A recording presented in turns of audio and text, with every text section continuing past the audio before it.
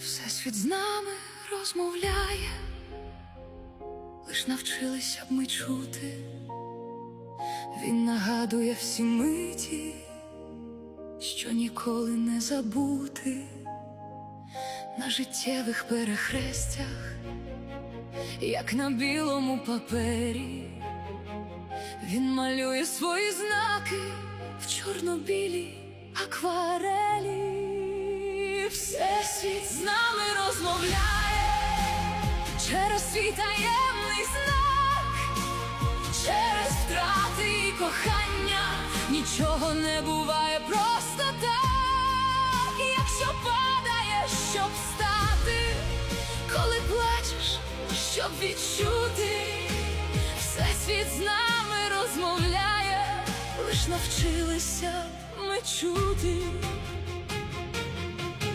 Ми шукаємо відповідь у таємниці слів,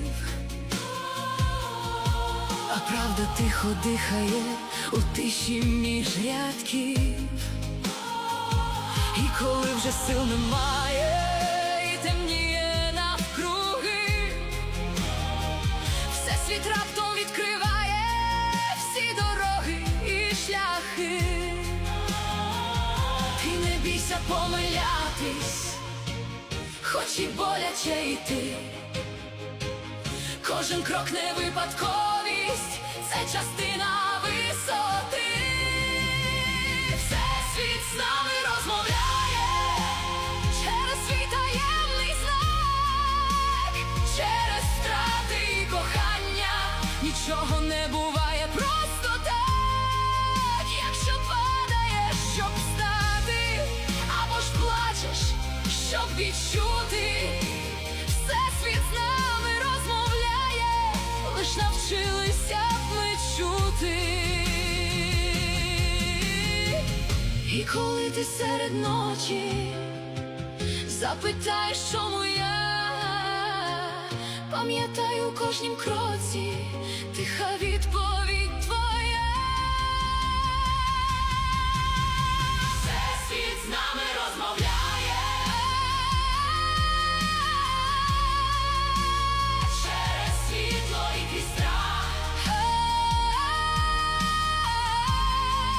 Навіть там, де вже не віриш, він залишить свій маяк. І якщо ти знову впав, значить вчишся бути сильним. Всесвіт з нами розмовляє, і цей голос не безсилий.